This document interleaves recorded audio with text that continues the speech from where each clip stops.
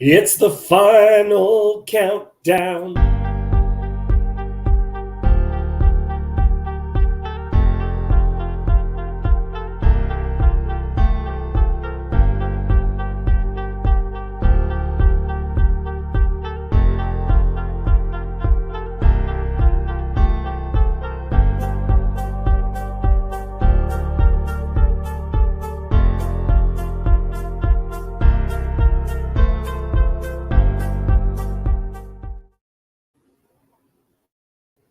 Shalom.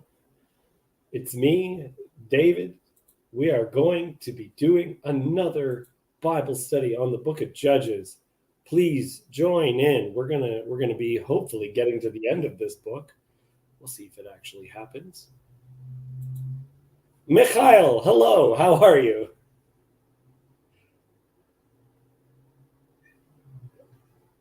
You're silent. Can you hear me? Yeah, I can hear you great. How are you doing? I'm all right.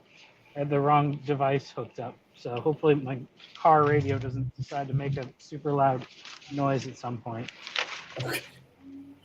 That's all right. Let's see if I can switch All it. right. So glad that you will be joining. Jason said that he might be showing up, so we'll see. Send him a text right now. Where we hit, actually, hopefully, the end of the book. I hope the end of the book. Not that I'm trying to rush out of it. I'm having a good time. Michael, I was thinking back on our conversation that we had about that hideous strength. I was really happy with how that went. That was good. Yeah, It was very good. it was a good talk. Oh, I saw your one. Yeah, what was it? Yesterday? I didn't. I saw that it came up like right after it was over, so I wasn't able to jump in. But I think you will like that one in particular. yeah, well, I mean, I watched it. I Oh, didn't. okay. Good. I just did. I just wasn't. If I had seen, I actually saw the thing pop up, but it just gave me the notification as Federecci, and I was like, what is Jacob saying about this? I don't want to. Okay, yeah. Jacob has given me my own branding. I don't know how to work it. I'm still figuring out StreamYard. Yeah. Hi, Cassandra. Cassandra says hi. But I had some thought or whatever. I don't know. Oh, it's interesting. Yeah, because I was thinking about that when you were talking with Mark, and then this name, right? Mark, is that what it is? Yeah. And I was just thinking about like how Paul kept talking about like how the whole earth is going through pains of birth, and then like Daniel's thing about 40 weeks and how that's the length of time for gestation of humans. Yeah. And that was something. But it's interesting because I'm sure that's unrelated to the fact that we are approaching the 40th year of Jubilee since Jesus died, and he died in the year of Jubilee. I'm sure that doesn't have any significance whatsoever. oh, probably not. Probably not. Probably not. Yeah. Anyway, let's get to this book of Judges, shall we? Let's do it. I'm probably having to drive. I'm waiting for some guy to send me a message, and if that doesn't happen, I'm gonna be driving to the next job. So it might be camera off for a while, but apologia. I don't know who this person is, but I'm glad that you are joining. Christian Golden. Okay. Yeah, you know the corner better than I do. Much better. Yeah, Christian's a cool guy. He's Good. had some talks with Paul. He's like a pretty old school guy as far as the corner goes, Cassandra, this time I'm hoping it actually is the last time. Because you came last time because you were like, this is supposed to be the last time. That's why I showed up. So let's get into it. I'll make it bigger. There. That's more readable. Cassandra, will you read for us? Is that a Yes. thing you're willing to do? Awesome. Okay. Yeah. Then all the people of Israel came out from Dan to Beersheba, including the land of Gilead, and the congregation assembled as one man to the Lord at Mizpah. And the chiefs of all the people of all the tribes of Israel presented themselves in the assembly of the people of God, 400,000 men on foot that drew the sword. Now the people of Benjamin heard that the people of Israel had gone up to Mizpah. And the people of Israel said, "Tell us, how did this evil happen?" And the Levite, the husband of the woman who was murdered, answered and said, "I came to Gibeah that belongs to Benjamin, I and my concubine, to spend the night. And the leaders of Gibeah rose against me and surrounded the house against me by night. They meant to kill me, and they violated my concubine, and she is dead. So I took hold of my concubine and cut her in pieces and sent her throughout all the country of the inheritance of Israel, for they have committed abomination and outrage in Israel. Behold, you people of Israel, all of you give your advice and counsel here." Okay, let's pause a second. Just a little bit of a retelling, so that's great. We don't need to summarize. Shalom, Chezi. And the one bit that I wanted everyone to draw attention to the last time we spoke, so I'll mention it again, is they come together as one man, which I see as significant because the whole book begins with the story of dismemberment and then ends with the story of dismemberment. And through the dismemberment, they then come together as one man, not in parts. Yeah, which I think is significant. And I don't know what this means. I think especially for you guys, but I'm facing this in Canada as well, where it seems to me like we are at a moment where dismemberment is a real possibility, where like countries and everything are gonna fall apart. I was saying this to someone yesterday because we saw someone that we haven't seen. My wife and I saw someone that we haven't seen since before COVID. And I said to her, I didn't know how it was going to go because you never know what happened to people since COVID. Like, to what extent people go in these very different directions and things that used to hold us together may not be. Michael, you're living in the South. Do you have any thoughts before you secede? I don't think that's probably going to happen. But it's just interesting. So I was looking at I just from when I had started the Bible over again in my regular daily reading, got to the beginning of Judges the other day, and then just noticed that in chapter 1 it talks about right there in the first chapter about how the children of Benjamin did not drive out the Jebusites who inhabited Jerusalem. And just like that one little verse, but then it's just like, oh, well, that comes up. That was the impetus of the thing, because it's like if they had done that, then that's where the guy would have stopped. Right.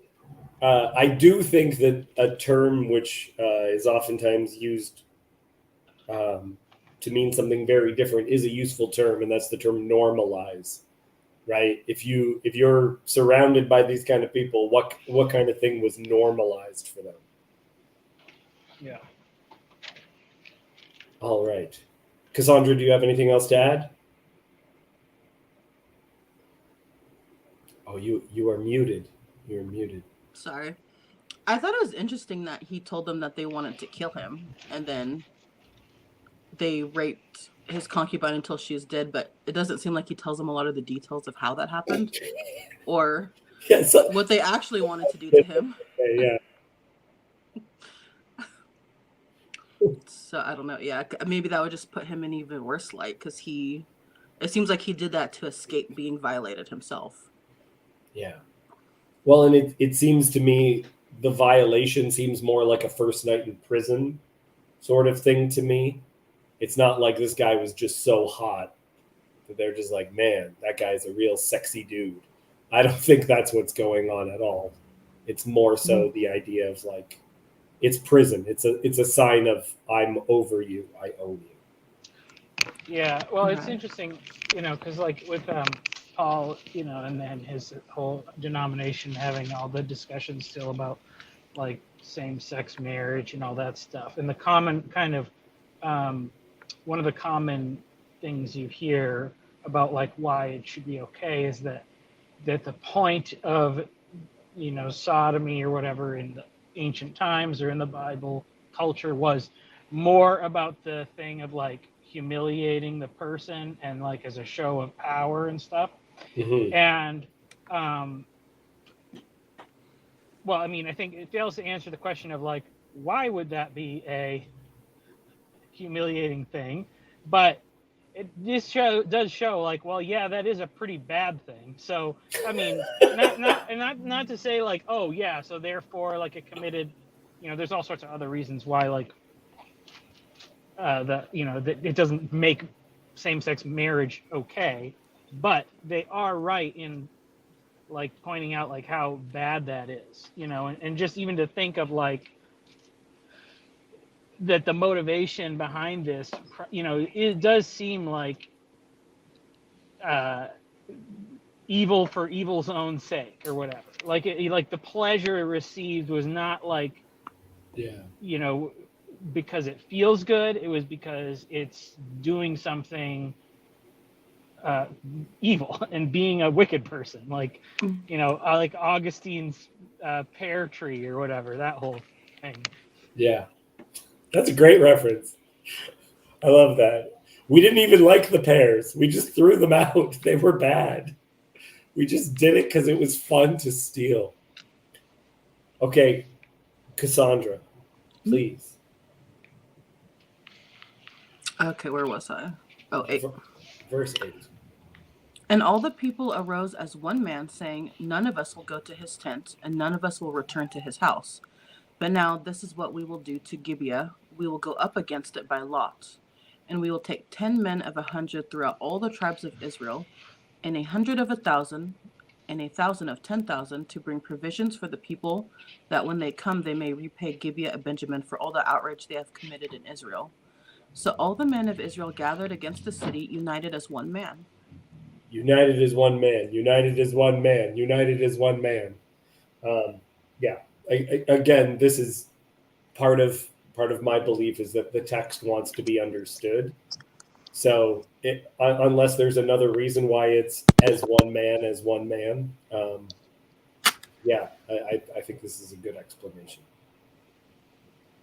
So More they're gathering repetition. together. Yeah, the repetition. In case you missed it the first time, we're gonna say it again. Jason, hello. What's up? I'll try this. It might be really glitchy, so sorry if that happens. That is all right. So Hezi is saying there is a tension also between Levi and Benjamin. One is the center of the camp in the desert, and the other is the center in the land. Yeah, it's an interesting. There are little breadcrumbs throughout where there's like hints where there's going to be problems. Yeah, but let's just continue on. Jason, before we lose you, will you read for us? Yeah, I'll do it. I don't know if it'll. I came up here. I'm in the mountains trying to do some work on my uncle's cabin, and so the internet might be worse, or it could be better than where I was before. Who knows? So, but where am I Doesn't seem to starting? be glitching right now, so as long as you don't move, just don't run from where you are. Continue. All right. What verse am I starting from? Sorry, I'm 12, right from the okay. top. 12. All right. And the tribes of Israel sent men through all the tribe of Benjamin, saying, "What evil is this that has taken place among you? Now therefore give up the men and worthless fellows in Gibeah, that we may put them to death and purge evil from Israel." But the Benjamites would not listen to the voice of their brothers, the people of Israel. Then the people of Benjamin came together out of the cities to Gibeah to the battle against the people of Israel. And the people of Benjamin mustered out of their cities on that day 26,000 men who drew the sword, besides the inhabitants of Gibeah. who mustered 700 chosen. Among all these were 700 chosen men who were left-handed. One could sling a stone at a hair and not miss. And the men of Israel, apart from Benjamin, mustered 400,000 men who drew the sword. All these were men of war. Do you guys know what? So left-handed. Michael is going to know this. Michael, what does Benjamin mean? I don't know. I mean, I know like whatever the whatever, like the medieval phrase, but I don't know what the Hebrew is or whatever. But Okay, what's the medieval phrase? well, it's like the sinister side or whatever. No, not left-handed. What does Benjamin mean? The name Well, yeah, I Benjamin. don't know. Do you remember? I don't. Son of my right hand. Son of my. Oh, is that right? Yeah, right. 'Cause it was son of my sorrows. That was Ben Omi, and then it was That's son right. of my right hand. Is that what it is? Okay. Okay, So they're so supposed to Michael, be- you brought up something. Okay. Some people actually believe that exactly what you're saying is already boiled into, like, is a foreshadowing of what will happen to Benjamin, that he's son of our sorrows. Okay. But gets changed to son of my right hand, and the only characters who are left-handed in the Bible are from the tribe of Benjamin. Yeah, can you say more about this? Because I've always been extremely curious about this, and I don't know what to make of it. It's weird. Like he's son isn't of it? my right. Yeah, son of my right hand, and almost every time it mentions a Benjamite, he's left-handed. I mean, even the way Peugeot talks about Paul, he'll talk about him as being kind of this shrewd kind of character, like almost like, which is kind of has connotations of being like left-handedness or something. But Yeah. and I think he was from the tribe of Benjamin as well. And earlier in Yeah. Judges, what was it? Ehud, is the one who was left-handed. Yeah. Yeah, that's right. Which we talked about as being in some culture in the Middle East to this day, it's still considered dirty. Well, actually, Jason, you were just in India. Did they do the pitchers of water in the bathroom? Was that a thing? Oh, I think he froze. So I was going to a mosque during COVID to talk about the Quran versus the Bible, like comparing those things. And when we were, you're back. Another Michael. Hello, Michael. So when I went into the mosque, on the toilets they had pitchers of water, because a good number of the people, they were directly from Pakistan and they preferred the water to toilet paper. That was just like part of their tradition, and they continued it over to here. I was just talking about bidets, but wait, did I miss something? Water to toilet paper? Yeah. Well, just why in some cultures there would be a dirty hand. Yeah, the dirty hand. Yeah, it's interesting. Sorry, I glitched out right as you were asking me. Yeah. You said something about me being in India. Yeah, when you eat, I mean, I don't know what hand people wipe with, or anything. I didn't ask that question. But almost every time when people eat, they always keep their left hand. They don't use their left hand. Like you'll use your left hand to like get more, like scoop more food, or with a spoon or something, or grab your cup or drink. So it almost seems like, I mean, I guess that's one you're eating with, but that's one that gets dirty when you're eating. Like almost everybody uses the right hand, or I guess their dominant hand. But it's an okay dirty. There's a dirty which you're allowed to put in your mouth, and there's a dirty you don't put in your mouth. Okay. Okay. So I don't know. Like if I scoop up sauce with my finger is dirty, but not really. I can put that in my mouth. But yeah, I should just start openly asking people, hey, which hand do you prefer wiping with? Because I've always hear this, but I'm like, is this true that people like it's your left hand, it's your poop hand? Yeah, you gotta be talking to people from a much more traditional culture. Right? Yeah. Well, I was thinking, I mean, that is obviously a thing in a culture, and I don't know what the culture is exactly like then in Israel or whatever, but I was also thinking of like I went to Africa for a business trip, and there are several parts of the world where like men will hold hands like when they're talking, and it's like not weird or whatever. That's just like the normal thing. So you'll just see like guys holding hands when they walk down the street. Right. And if you're doing that, then the son of your right hand, with your right hand, you're going to hold the person next to you's left hand. So that's a good point, Michael. Yeah. I never put those things together. Yeah, those are some questions.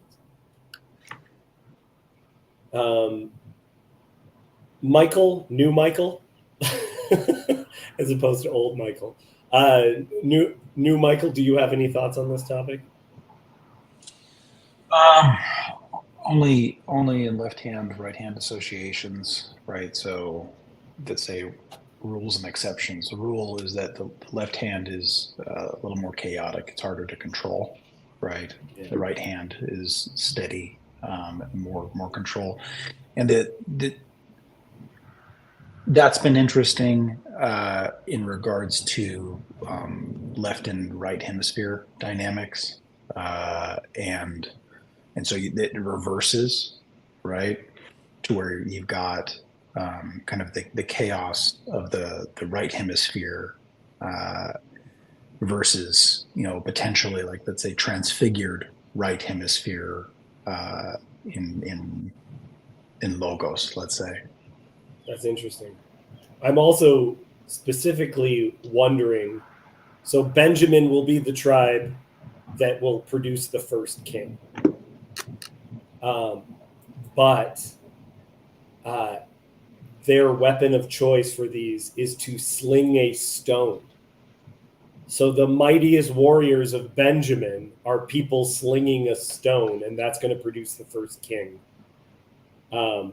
This may be even a reference to David. I don't know. I don't know how it's attempting to bring us into this, to take us into this concept where we're going to go from Saul and from Saul to become the tribe of Judah taking over, right? And its warrior is a guy known for his ability to sling a stone. Seems significant to me. Does it say that about David? That he can sling one at a hair's breadth? I can't remember if it says like that same. It doesn't speak of that level of accuracy, but he talks about gotcha. Fighting the bear, fighting the lion, right? Yeah. He's good enough. Well, yeah, I don't know. It's more important to hit big targets than little targets. Hares don't usually try to kill you, so. Yeah. And I was looking into this for quite a long time.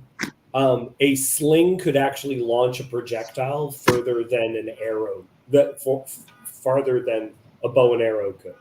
You would think that the arrow would go farther, but arrows are more accurate. But Did you try to build a sling? You strike me as the type of person that would have tried to build one. Did I watch a lot of videos of people using slings on YouTube? Yes. Obviously, that did occur. I'm not going to pretend that wasn't the case. Is there something called the shepherd sling that some people were like, this is what he used, and I don't find that compelling? Yes, I don't find it compelling. What's different from that than whatever the other type is? So a shepherd sling is a stick that then has a sling on it, and you just like fling it. It's like a miniature trebuchet, for lack of a better term. I don't see evidence that we had them early enough that it was what David used. But if you look at them, like if you look at the story of David and Goliath, he says, have you come out to me like I'm a dog, that you come out to me with a stick? And so some people are like, that's what we're talking about. Well,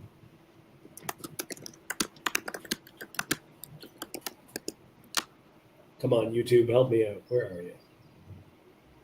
These videos are too long. Psalm 80:17. I'm still stuck on this right hand, left hand.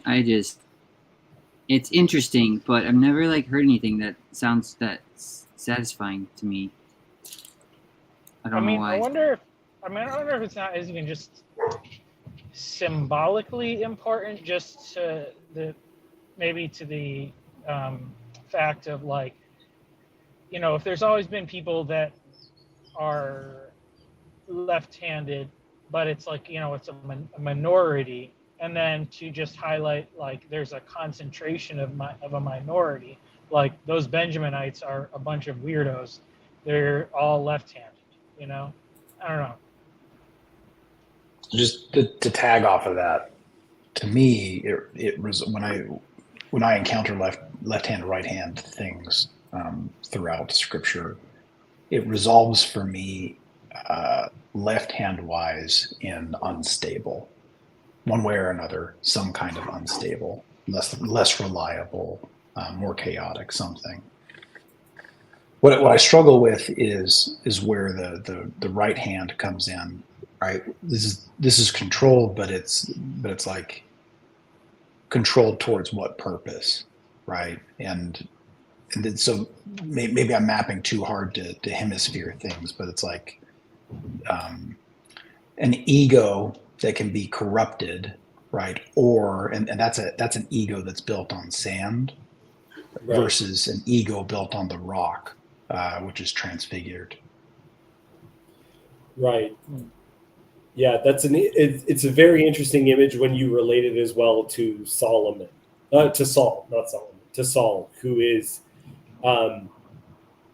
he's the king that you would want necessarily as a great warrior, but there's an aspect of a lack of control, a chaos, a gutturalness to him where he can be pulled away by his most basic desires. That definitely occurs with him. What tribe is that other left-handed guy earlier in Judges? The one that Benjamin. stabs them. He's from Son of my Benjamin. right hand. It's always been. Son of my right hand is where all the left-handers are. They're the ones who are bound in their right hand. Well, when the disciples asked Jesus, "Who will sit at your right hand?" Like I think about that often too, and then I don't know why. You have the Father in the book of Genesis is saying to his son, "You are the son of my right hand," but all of them are left-handed. And so I don't know. There just seems to be like there's, I don't know the right way to put it. Like there's a certain structure to it that I haven't. That's what I mean. I haven't, even the stuff you guys have said. I just haven't put it together in my head yet to like really to help me out with it. It still seems like kind of a confusing thing to me. Like when you get to the book of Kings. The one who sits at the king's right hand is always the queen mother, and so I don't know. And then you have, I mean, there's just always like two sides to everything, like even the Torah scrolls, like what on front and back, the tablets are front and back, Boaz and Yakin are the two pillars. There's always like a right hand, left hand thing going on, and so that's why I'm confused about it still. And the son of my sorrow, son of my right hand. It almost feels to me like a reversal of the, like what is it, Ephraim and Manasseh? How there's kind of, and Jacob and Esau. Like it feels to me like something's going on there, but I don't know. Yeah. I don't know what to make of it. There's more that we haven't explored yet. Hezi is saying they symbolize promise and tension erupt when the reality doesn't match up. So there's something not matching up about Benjamin. Bare minimum, we could definitely say that. Let's continue on with the story and see what else we can bring up from it. Cassandra, will you read for us again? Okay. The people of Israel arose and went up to Bethel and inquired of God, "Who shall go up first for us to fight against the people of Benjamin?" And the Lord said, "Judah shall go up first." Then the people of Israel rose in the morning and encamped against Gibeah, and the men of Israel went out to fight against Benjamin. And the men of Israel drew up the battle line against them at Gibeah. The people of Benjamin came out of Gibeah and destroyed on that day 22,000 men of the Israelites. But the men of Israel, took courage and again formed the battle line in the same place where they had formed it on the first day. And the people of Israel went up and wept before the Lord until the evening. And they inquired of the Lord, "Shall we again draw near to fight against our brothers, the people of Benjamin?" And the Lord said, "Go up against them." Okay, pause 1 second. So who's the first person who's supposed to go up against Benjamin? Judah. Judah shall go up, right? Like you can even imagine. I have not read the midrash on this section, but I would not be surprised if one of David's ancestors is one of the people who goes up, where it is Judah versus Benjamin. That's kind of lined up. What was the other bit that I was noticing? You know, it does show, though, the fact that the Benjaminites are fighting so effectively that it really, like, there was no logical reason for them to not have taken Jerusalem, except that they didn't want to. That's interesting. Yeah, but there's some level of disobedience which is occurring. The other thing that I was going to say is we were at what's it called? Yosef was very, very big on this chiastic structure where the whole narrative mirrors itself. And the beginning, it is Judah going up to get Adonai Bezek. Adonai Bezek, that guy, it's Judah is also the one who's the first one to go up. So we can see this mirroring of the whole text very, very well written. Let's read on. So the people of Israel came near against the people of Benjamin the second day, and Benjamin went against them out of Gibeah the second day, and destroyed 18,000 men of the people of Israel. All these were men who drew the sword. Then all the people of Israel, the whole army, went up and came to Bethel and wept. They sat there before the Lord and fasted that day until evening, and offered burnt offerings and peace offerings before the Lord. And the people of Israel inquired of the Lord, for the ark of the covenant of God was there in those days. And Phinehas, the son of Eleazar, son of Aaron, ministered before it in those days, saying, Shall we go out once more to battle against our brothers, the people of Benjamin, or shall we cease? And the Lord said, Go up, for tomorrow I will give them into your hand. Okay, pause a second. To me, and I don't know how you guys read this, the ark is a symbol of God's throne. Okay, we've seen some archaeological things where people create it, where the lid is of some of these specialty boxes would be a throne where they would put their gods. For the Egyptians, these would be carved images, but Israel doesn't put an image there. So the image is them bowing before God, going to his throne and asking his opinion. And this is the only reference that I'm aware of in the book of Judges to the Ark of the Covenant. Like, think of how important it is. It, like previously in the Torah, this is the only reference in Judges. Let me do a quick check-in with everyone to see if you guys have any thoughts. Jason, do you have any thoughts on that? Not particularly. My mind's just going where my mind always goes with it. You said they went before the ark of the Lord, right? And they bowed down. So, well, my mind always goes to the well, it's called the mercy seat, but I think it's more technically called the atonement seat. So I would just wonder why. I don't know. Sorry, I don't really have my thoughts formed very well today. This if you're bowing down before the mercy seat, then you're continually getting this refrain of what looks like judgment, instead of mercy. And they're asking, like, should we continue fighting our brother? Yes, you should continue fighting him. You should continue fighting him. Which would appear to be like the most merciful thing to do then, right? If your God, the judge of all the earth, is sitting on the throne of mercy and you're asking him what to do and he's telling you, fight your brother. That's kind of where my mind is going. I don't really have any conclusions. Yeah, can we dig in on 2023's language? 23's language. And the people of Israel went up and wept before Hashem until the evening. And they inquired of Hashem, shall we again draw near to fight against our brothers, the people of Benjamin? And Hashem said, go up against them. What's hitting you there, Michael?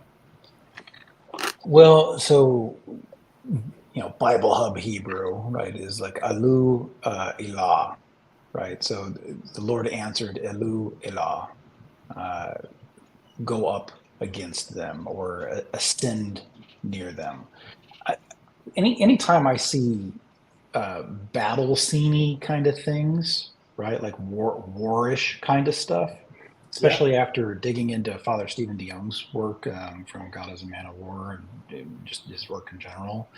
I'm highly skeptical of English translations of warfare and what's implied in any given area, and what the Lord's saying. So right here, you'll see "go up against them." You see a whole bunch of other English translations that are "go and fight against them," and I don't know that that's clear. What kind of a connotation do you think should be there? Well,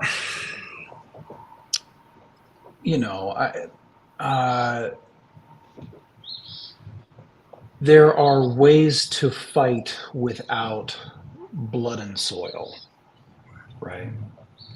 Uh, and I'm inclined that that what the apostles show us as an example from a Christian tradition is a way to fight without the sword.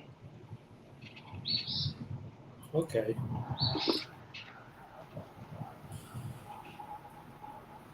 Yeah, there's. Okay, that's an interesting perspective. I do like this image of them crying before God. Um, that they went before the Lord until the evening. The I was gonna say, crying, like, go ahead. Oh, nothing. Go ahead. You finished first. I think I was glitching up again for a minute. No, it's just the real level of wanting to know God's perspective, because we've said over and over again that this book is about people doing what's right in their own eyes, what they want to do. So the Yeah. idea of asking God's opinion on a situation, I think, is so revolutionary to the book that to some extent this is like, because repeatedly before it says they did what was right in their own eyes, it repeatedly says they did what was evil in God's eyes. And Yeah. this is the first time that they actually go, you know what, maybe we should ask God's opinion as to what we're doing, right? They're losing over and over again. And this will be the situation where they win. And they understand that they're going to win because they actually ask God's opinion on what they're doing. And they Yeah, do just the offerings. Yeah, giving offerings as well. That's good. yeah. And it's the then third time they Elu asked them too, I think. Ilah, right? It's like, okay, so the strongs for each one of these is like Alu, to ascend or in actively, and then Ilah, near, with, among, to, right? So it's like ascend near, right? Go among, go near. That's a lot different than go attack. That's a lot different. Well, that's what I was gonna say. Is I don't even really mind the harshest language, and that may just be personally. Like, even if it said "go and kill your brother," I don't think that would bother me, because a brother is born for adversity, And I would think if I wanted any sort of judgment coming from anyone, I would want it to come from my brother first, whose image I'm like closest to the likeness of.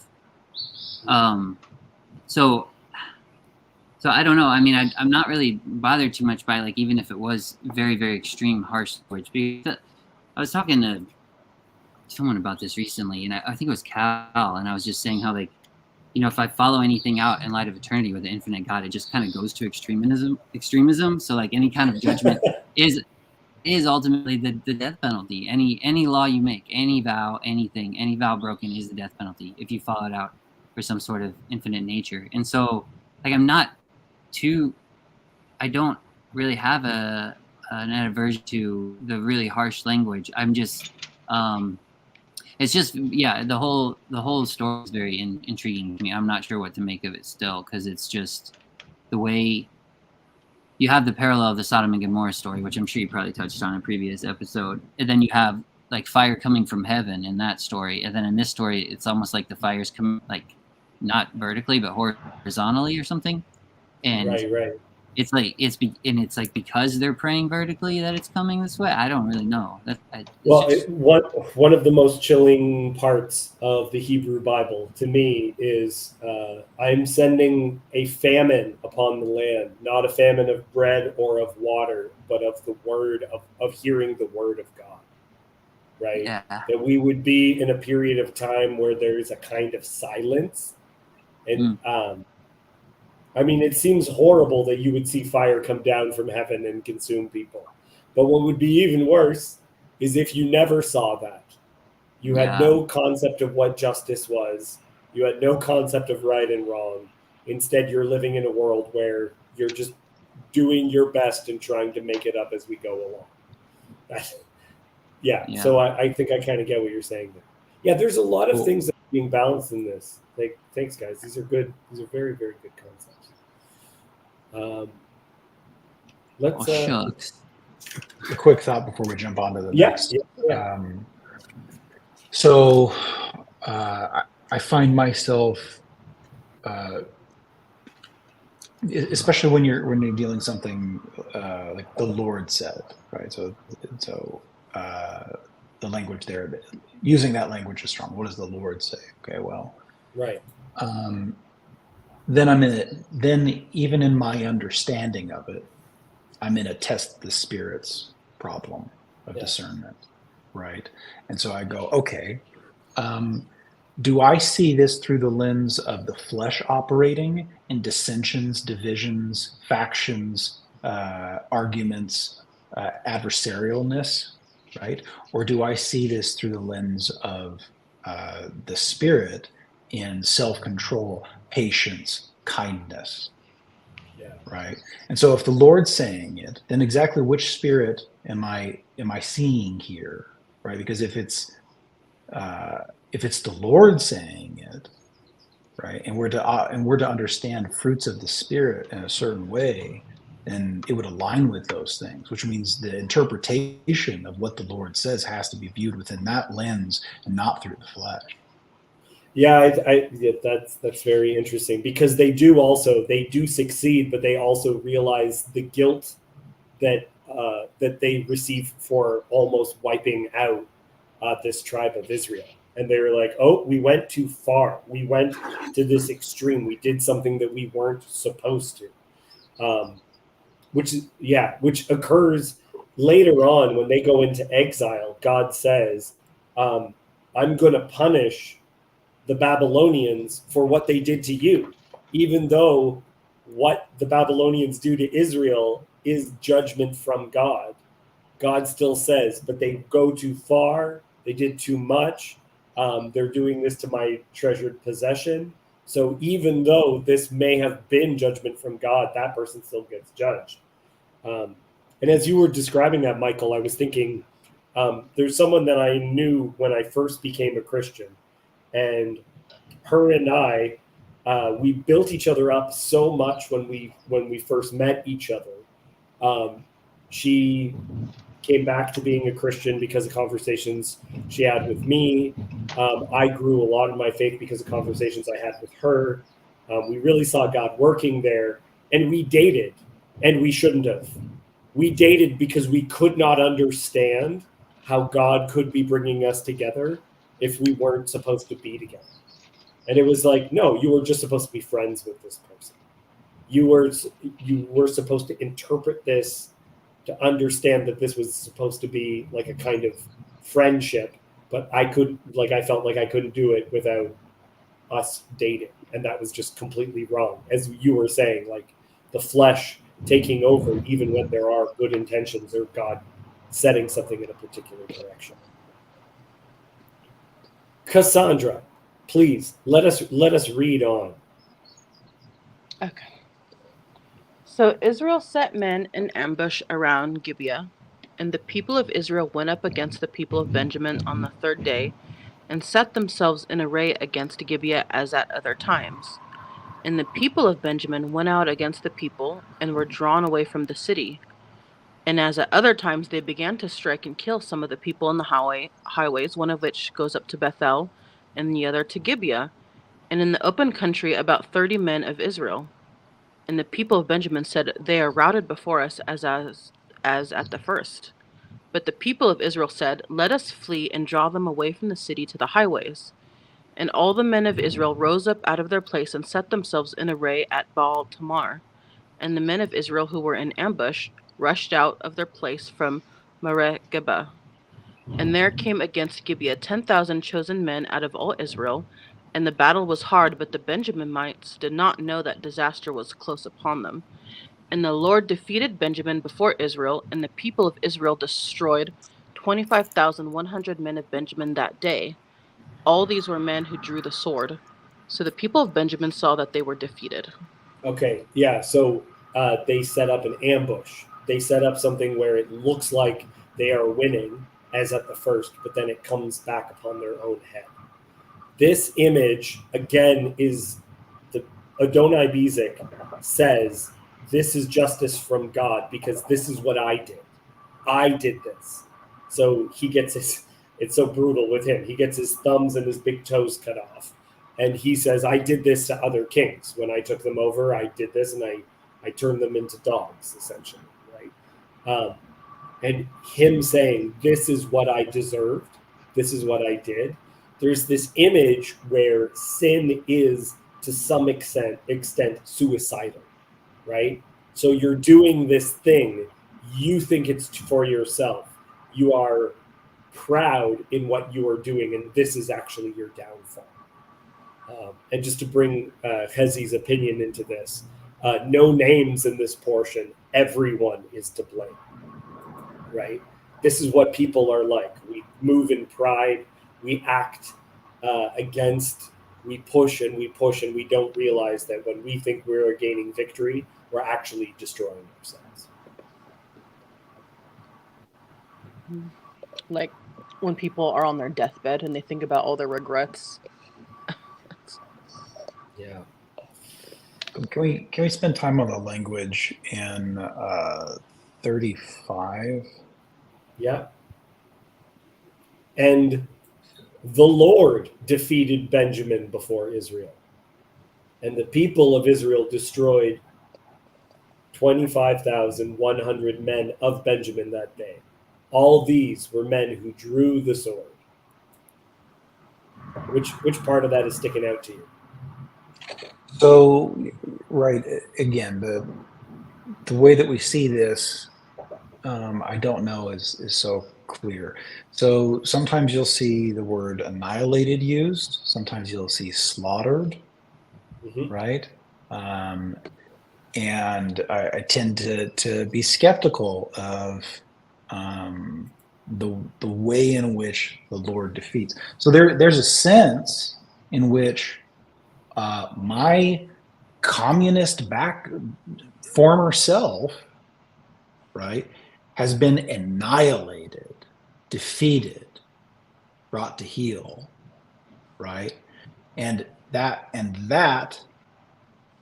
ego built on sand, right, had to die, right. There's a different kind of defeat and death and collapse here. Now, where the line is between something like an annihilation of that kind of self and the passing away of my flesh in a material sense, where the line of that is, and where I can't particularly say, but I don't know that the language is so clear that we're to understand this through like Civ games, little armies fighting each other things. Well, I know, like, because that's the argument to say, like, in Joshua, when they're first entering into the land, that when people say, oh, like, this whole group is annihilated or something like that, it may have really only been talking about the combatants and not like the whole people group or whatever. Like it's not the genocide. Or I guess, and to say like if it, that's to say like if you cease to be what you are, then that part of you is annihilated. So that would be like a conversion. But I mean that it distinguishes that this is how many people died or whatever, and they're all men who drew the sword. That kind of seems to put like a distinction to let us know that those who were not participating in battle were not killed, right? So it's, I mean, that's a just thing. Those who live by the sword, will die by it. But Well, yeah, I think that kind of overlaps with what I was saying about it's kind of them eating what they were trying to do. Well, so then there's also a way to understand that if you try to live by the sword, right, then you are invoking wrath, right? You are now off the straight and narrow, right? So there's a consequence coming of that, one way or another, right? Whether it's of the heart or or the Father's creation collapsing in around you because you can't live that way, right?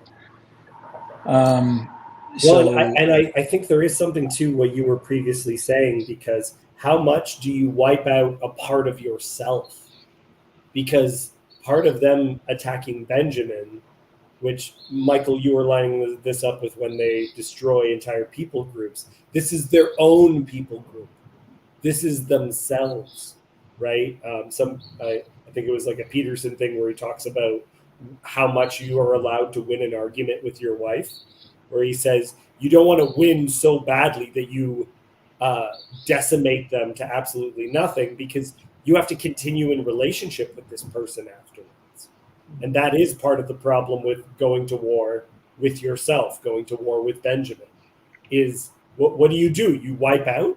You wipe them all out? They're part of you. Is that what you want?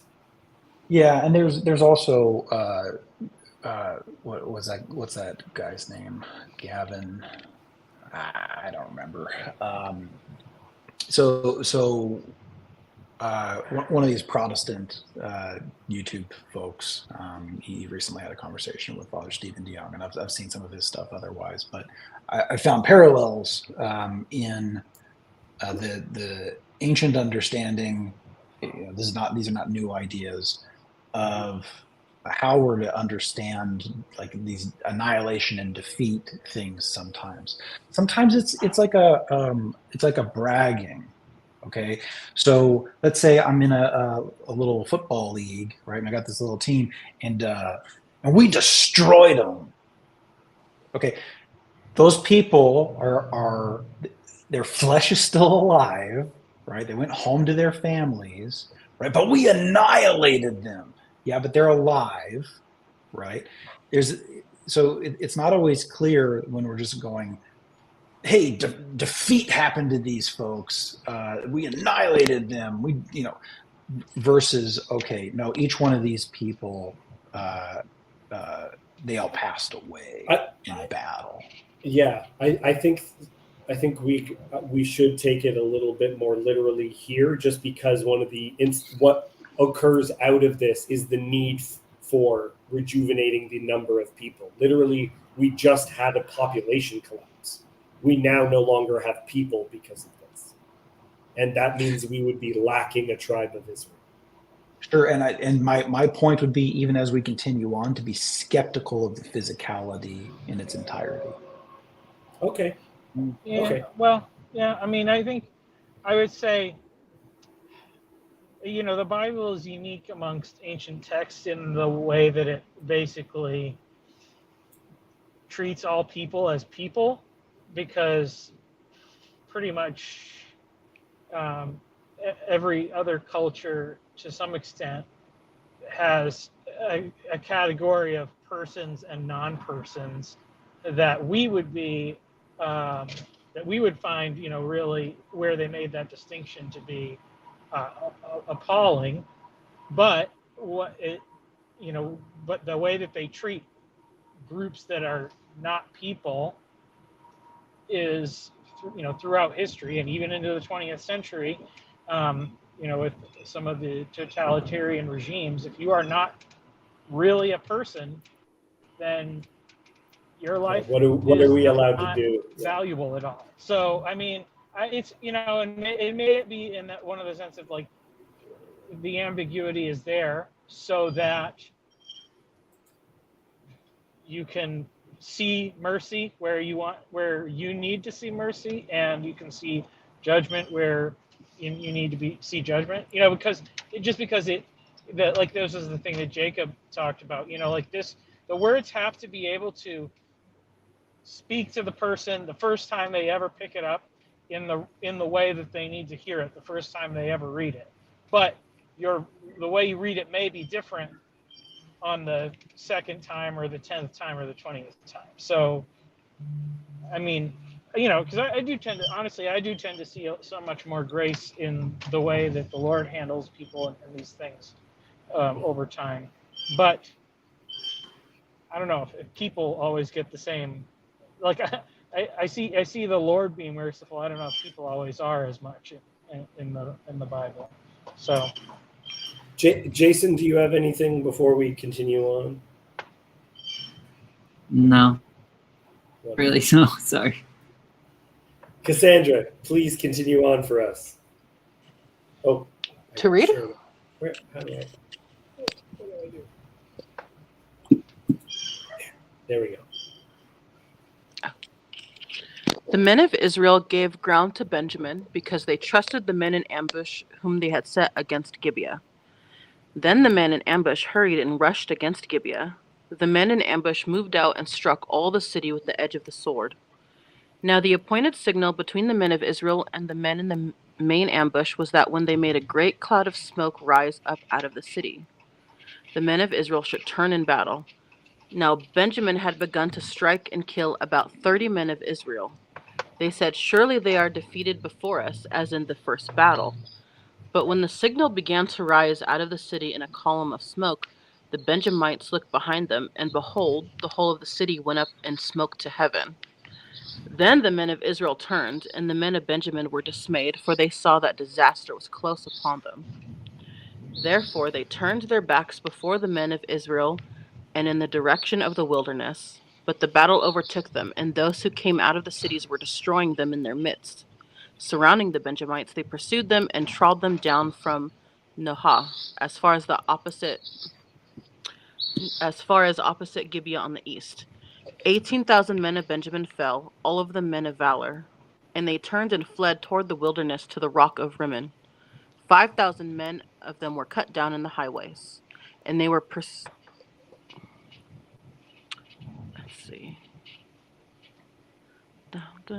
5,000 men of them were cut down in the highways, and they were pursued hard to Gadam, and 2,000 men of them were struck down.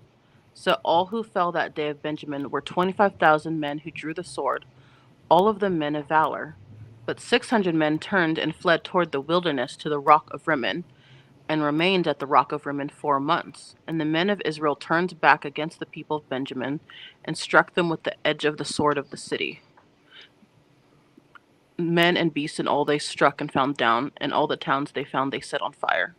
Okay, so there's a bit of Sodom and Gomorrah here, if you see it, where the smoke is going up to heaven, and the people are turning their backs, and that's part of when the destruction hits them. This is an image which, Jason, you were noting before, that there's the chapter before, very, very clearly Sodom and Gomorrah imagery. So the Sodom and Gomorrah imagery, and now the disaster is coming, and the people are turning their backs to the city, like are looking back, and they're being destroyed. That all seems to be happening all at once. It is emphasizing the fact that these are, to some extent, the underdog is Israel. The underdog is not Benjamin. Benjamin, it overemphasizes these are trained men. These are skilled warriors trained with the sword who could aim at a hare and not miss with a rock. Okay, like that's pretty accurate. So all those images are all lined up right here. Do we have anything else before we continue on? Not yet. I mean, I think I can get. I mean, well, it'll probably come up in the next part, I guess, because it's just another. I mean, it's what another parallel or contrast with the Sodom and Gomorrah story, because you have them basically fleeing to the rock or to the mountains as the city's going in fire, the same way Lot did with his daughters. That's good. See, you did notice something that I didn't mention. That's really good. That's really, really good, Jason. I got to bounce here in just a second, but the language on 40 seems a lot like so it's Allah or Allah. I'm not going to try to pronounce that. Last two words in 40 are like basically ascend to heaven, right? Going up again, yeah. Going up. Smoke like a that invokes imagery to me of being guided in the desert by smoke. Again, I can't help but see a rebelliousness and wrath as a rebelliousness and being guided back. But I got to hop. Thanks, folks. Okay, thanks, Michael. Yeah, when I read the column of smoke thing, it just made me think of how they describe in the beginning of the book. I think was it Samson when they were like making the offering, and then it says it goes up in a smoke to heaven. Yeah. That is how offerings would be made and how they would be described. This even incense, when it is made, it's described in this way. Like it goes straight up. It has this sweet smell, kind of a thing. But it is it is something being destroyed. It's something falling apart. I forget what I was reading, but I looked up. I forget. I think it's somewhere in the Old Testament, but I was looking up a commentary for it for the words, and it was talked about being destroyed or consecrated to God. Mm-hmm. It was the same as being offered up. So destroying it and offering it up was like it was in that same vein. Right. That's. I forgot what I was reading though. But yeah, so that's kind of what makes me think of this too, because there is a thing about like the violence that happened in Benjamin that caused all this other violence, right? And how you're supposed to deal with that. Yeah. And because in the beginning of the Bible, like when people are swallowed up in the desert, like the earth opens up and swallows them, and that's how it's dealt with when they do, something they're not supposed to.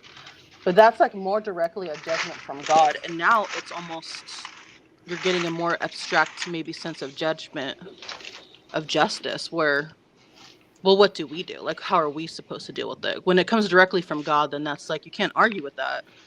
Right. It's but done, we can argue with this, can't we? Yeah. Well, now we have to decide. It just makes me think of all the other stuff, even things with like medical things, like, because people live a lot longer, but now we have this where people want to die because they're living so long and they're in pain and they don't want to deal with it, or they're suicidal for other reasons. But right. So artificially alive, artificially dead.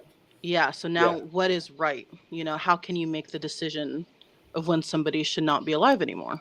Yeah. We create the problem, we create the solution, which is in and of itself another problem. Yeah.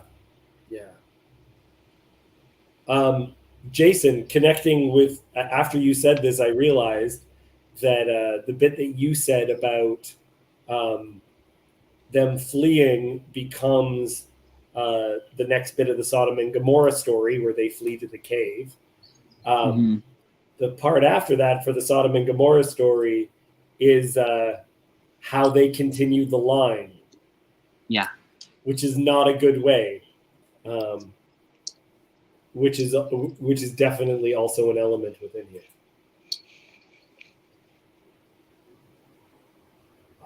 I would like to. I don't know if you guys are up for this. I would like to finish the book today, if that's a thing we can do.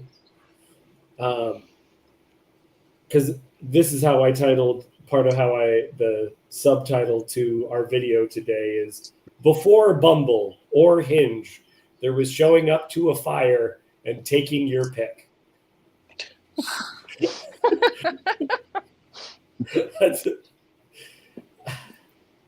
yes. Yeah.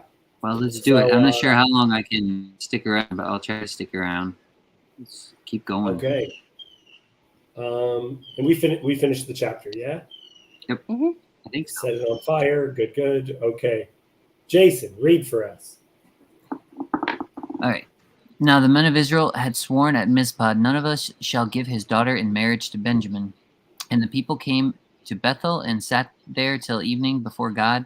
And they lifted up their voices and wept bitterly. And they said, O Lord, the God of Israel, why has this happened in Israel? That today there should be one tribe lacking in Israel. And the next day the people rose early and built there an altar and offered burnt offerings and peace offerings. And the people of Israel said, which of all the tribes of Israel did not come up in the assembly to the Lord? They had taken a great oath concerning him who did not come up to the Lord at Mizpah, saying, he shall surely be put to death. Pause a second. Okay. We are bringing in everything from Judges, right? One of the, like we were talking about the fire going up. Okay, isn't that from Gibeon? Isn't that from Gideon? Isn't that from Samson?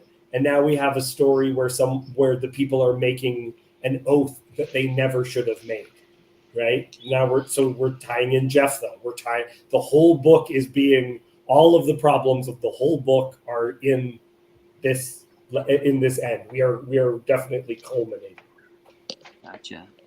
Yeah. Gotcha. Yeah, do you have any ideas on, is it just for a contrast, the thing with the daughters? Is it, because it's just, I hadn't really thought too much about it before, but I mean, Lot, when he goes to the cave, he sleeps with, his daughters sleep with him, and then immediately there's making an oath, no one shall give his daughter in marriage to Benjamin. Like, almost like he's subject to the same fate as Lot, but then I don't know. Yeah, I don't know what to make of it. It's just so strange. Judges is such a strange book, man. But then there's another element, which is like, that's one of the biggest signs of having a grudge is like, you're not allowed to date my daughter, right? Yeah. That's true. In a most basic sense, I don't want more of you, and I don't want you in my family. Right? Like, it's kind of brutal. I like that he mentioned everything coming together, though, like all the different things throughout Judges coming together in one. I hadn't even noticed that before. Yeah, it's a good ending. It's a good ending of a book. We're coming together. Continue, Jason. Yeah. And the people of Israel had compassion for Benjamin, their brother, and said, one tribe is cut off from Israel this day.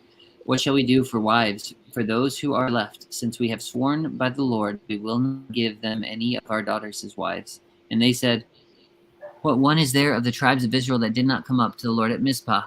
You scroll a little bit. Okay. And behold, no one had come to the camp of Jabesh Gilead in the assembly, for when the people were mustered, behold, none of the inhabitants of Jabesh Gilead was there. The congregation sent 12,000 of their bravest. Oh, and we lost him. Just as it was getting there. Froze. I don't know where it froze. Sorry. You're back. So the congregation sent. Okay.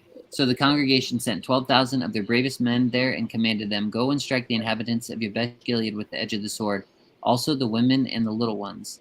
This is what you shall do. Every male and every woman that has lain with a male you shall devote to destruction. And they found among the inhabitants of Jabesh Gilead 400 young virgins who had not known a man by lying with him. And they brought them to the camp at Shiloh, which is in the land of Canaan. I'm just going to say this, guys. Whatever the other Michael was saying, this sounds like they are actually killed. I don't think there's any way around it. This is pretty brutal, pretty bad. But that's okay. This is a good way how to find a bunch of women, right? Or so. Bit of a massacre, and we just take the women. That's fine. But all of this is also built on, they said, okay, we made this promise, but okay, how can we make exceptions to the promise we made? And the exceptions to the promise they made is they're like, okay, who didn't agree? Who did this? Who did that? And so the first bit is like they're allowing them to pillage themselves. Yeah, because this is kind of what Israel would do to other people, right? God would tell them to go out and then destroy everything. Yeah. Yeah. So there appears to be, it's again, it's civil war. We're at war, we're destroying ourselves. So how are we going to permit this? Okay, we're going to let these innocent people be kind of taken off into spoils, and then that'll even the scores, right? It's like a terrible sense of justice. This is what we get.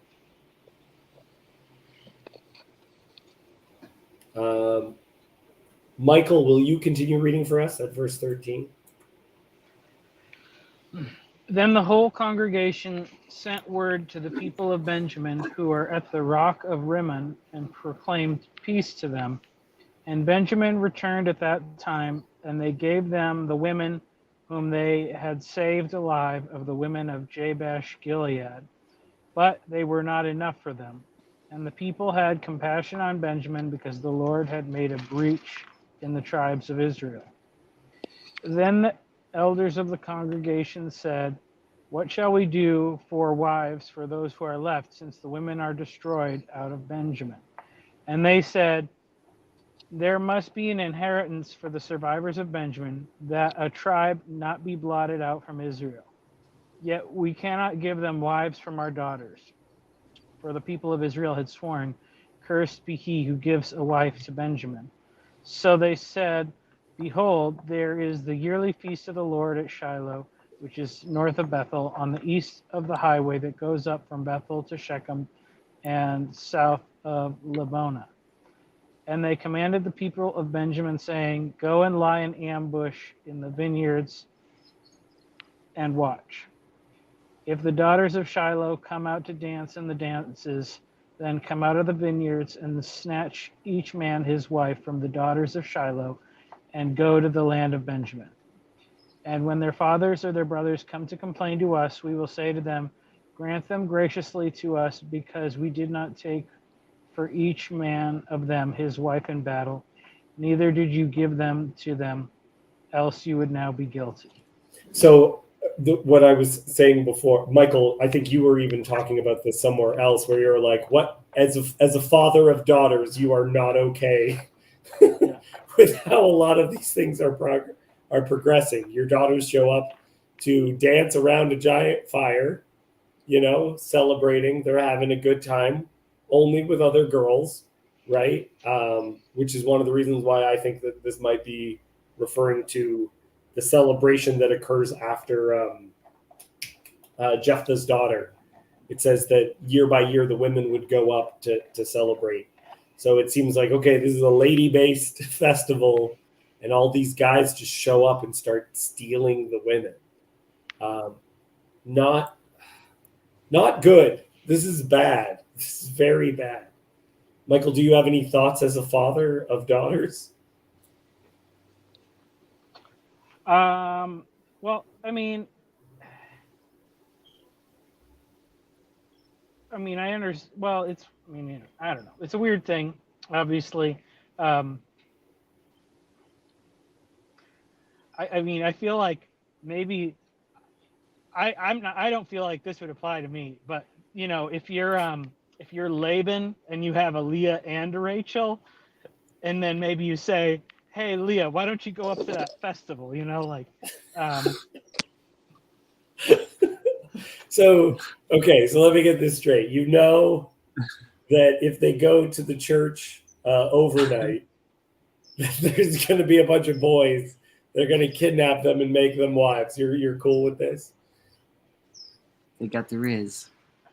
Well, I'll let you know if they're still at home when they're 30. I really don't think that's the case. But I don't know. To me, I wouldn't say it seems. Well, first of all, I don't know. This kind of thing of they're not breaking the rules, but they're doing what they want. I don't know. Did this come from? Is this part of the oral Torah? Is that where they got this idea?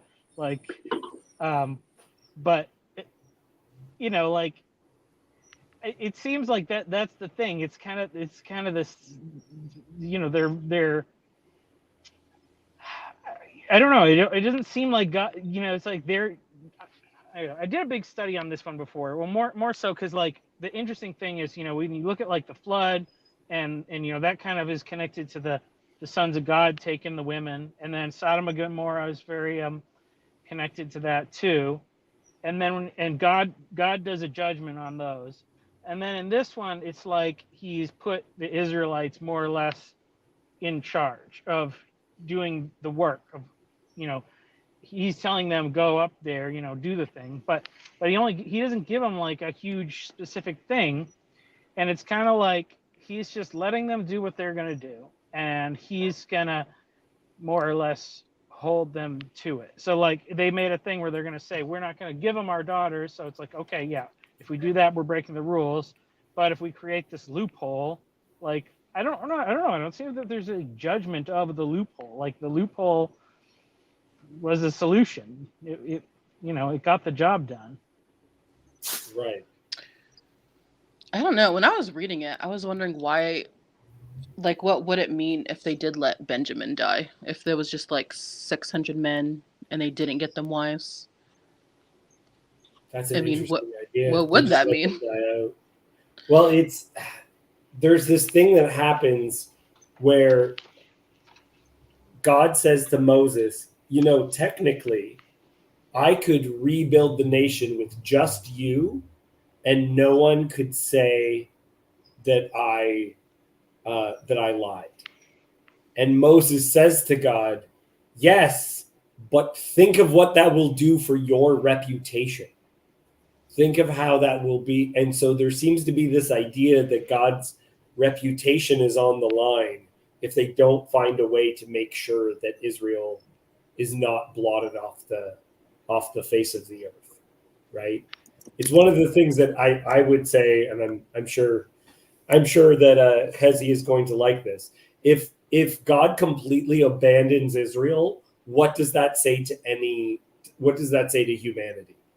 If God can just get rid of us, Yeah. if that's okay, if he can, well, technically I never broke my promise, so I'm allowed to completely destroy you, right? So there needs to be some kind of preservation that occurs. I mean, my initial thought too with the whole thing is that, you know, there's sort of like a poetic justice kind of element in the fact of, for the Benjaminites, you know, when they're after thinking like, okay, I got to get a wife. What do I have to do? I got to like do this whole ambush kidnapping thing. And then, you know, thinking like, what is the reason why I'm having to do this? And it's because my ancestors did this horrible thing to this other man's wife.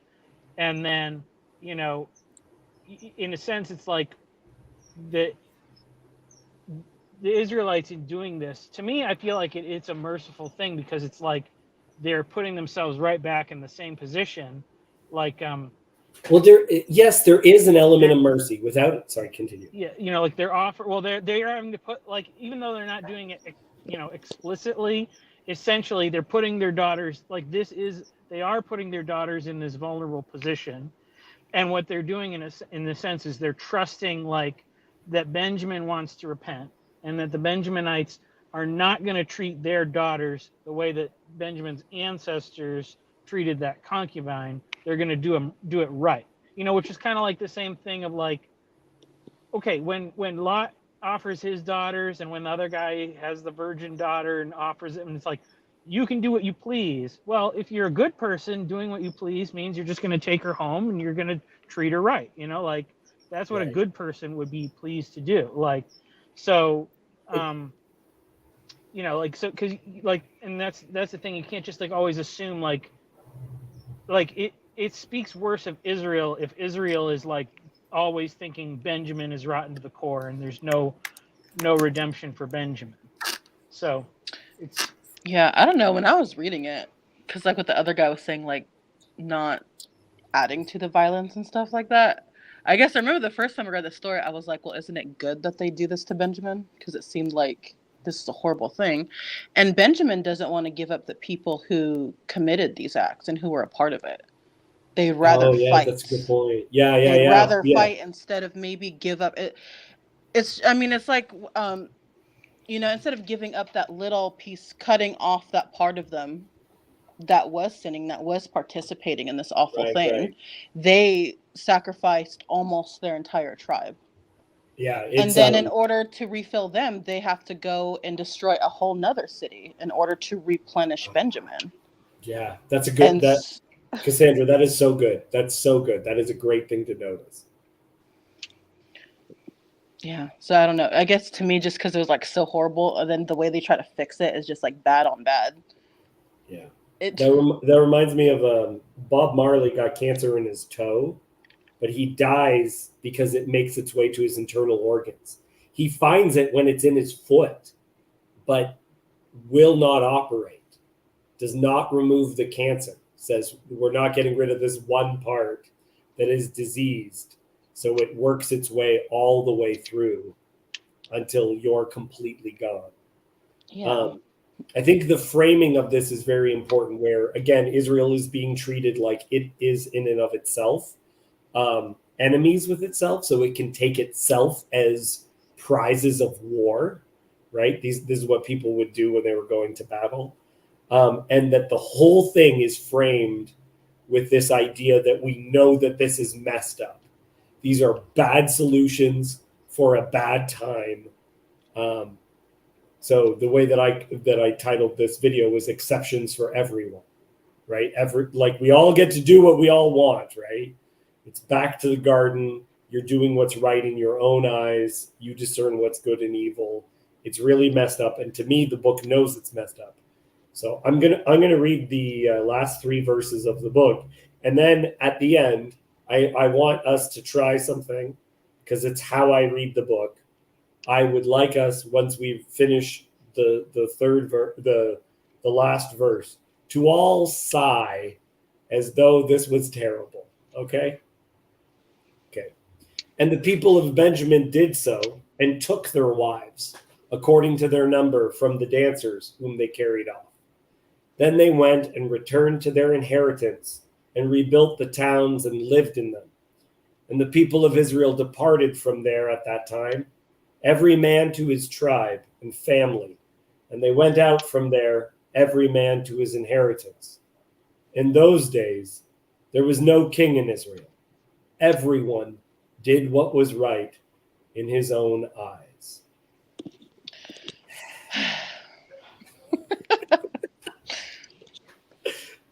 Wow, what a book.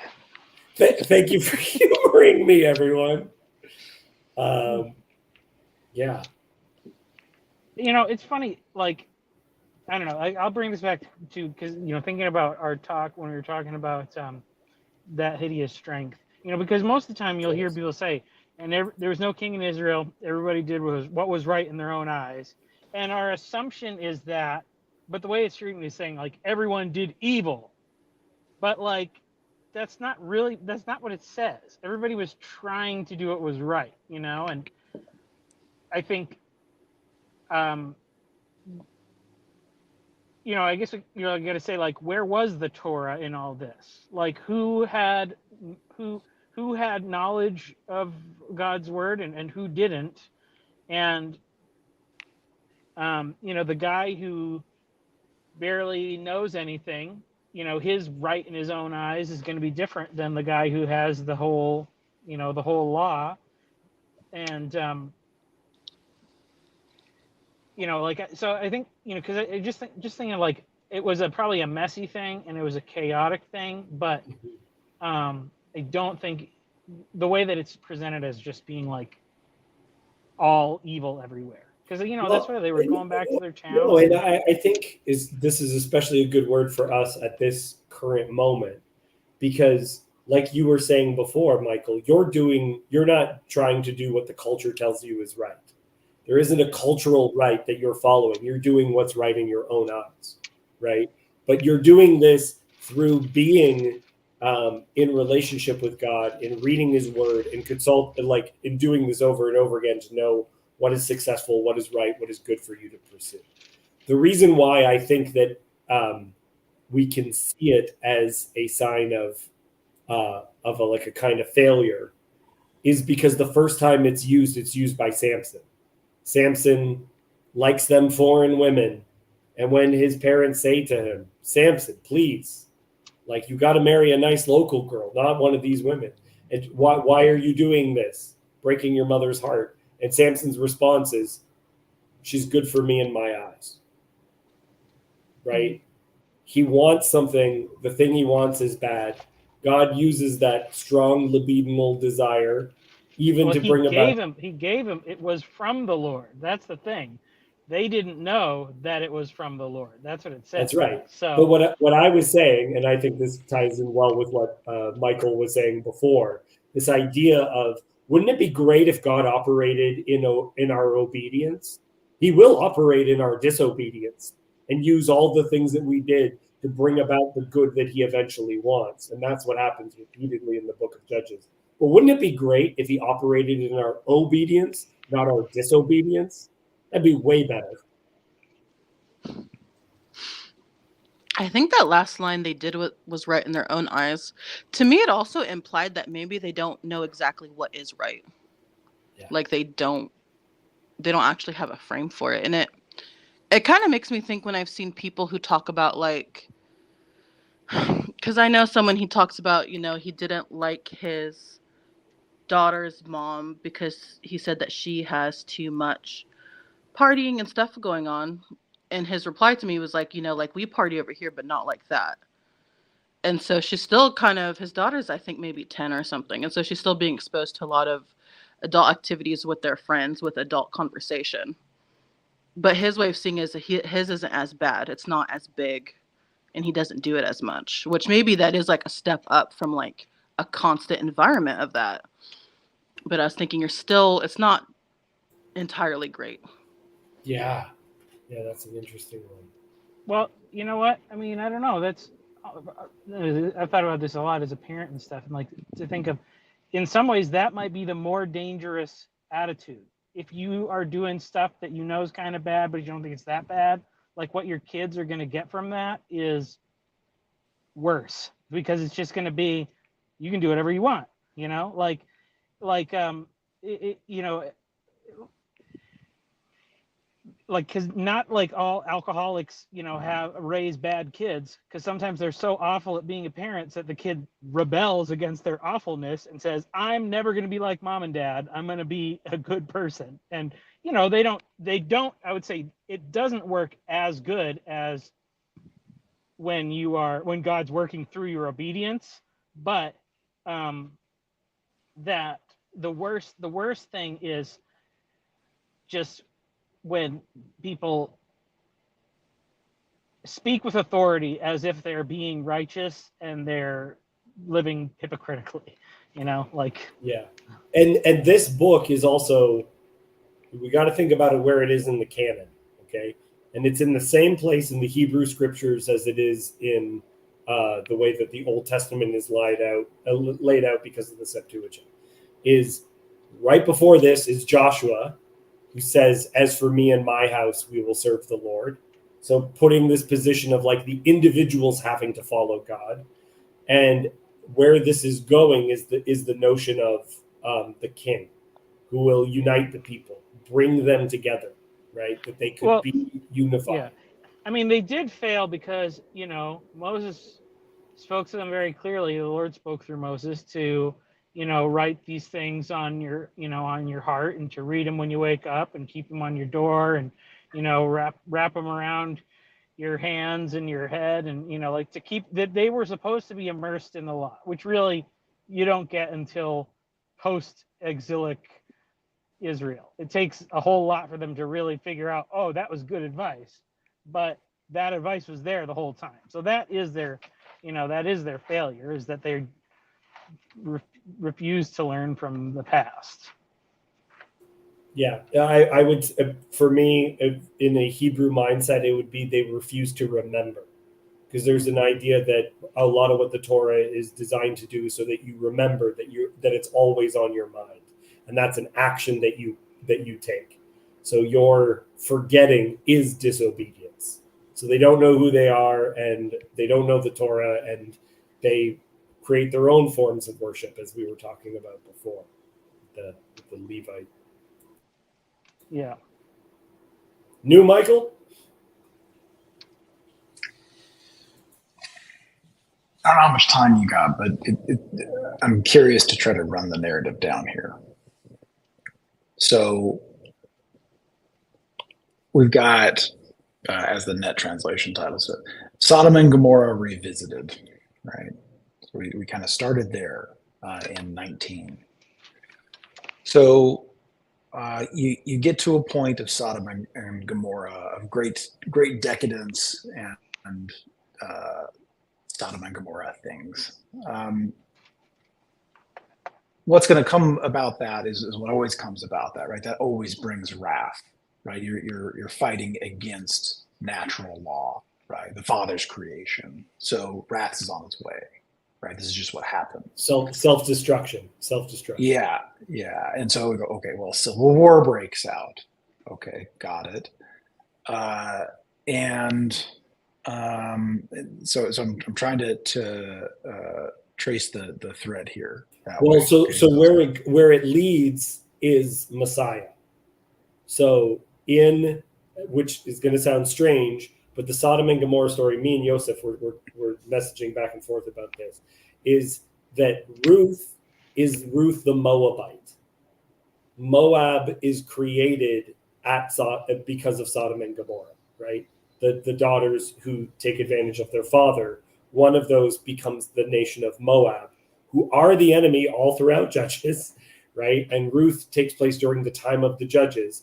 But Ruth, in doing some things that look like how Moab is created, where you uncovering the feet, and it says that he is feasting. So there's an image again of his drunkenness related to this.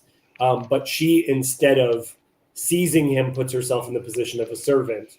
And so oddly enough, out of Sodom and Gomorrah, you get the Messiah. It winds down, but God is using this, even this, to bring about some kind of redemption, right? And so you make Messiah by anointing the king, right? You Mashiach, the smearing of the oil is part of it. And so out of this story, with Benjamin, you get Saul, who is the first Messiah.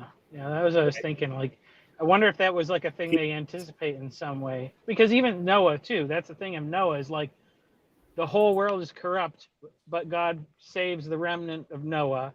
And then, and Moses is a very similar, like, Moses, in a real sense, like, saved the best of Egypt and brought it into Israel, because he was steeped into the knowledge and the culture, but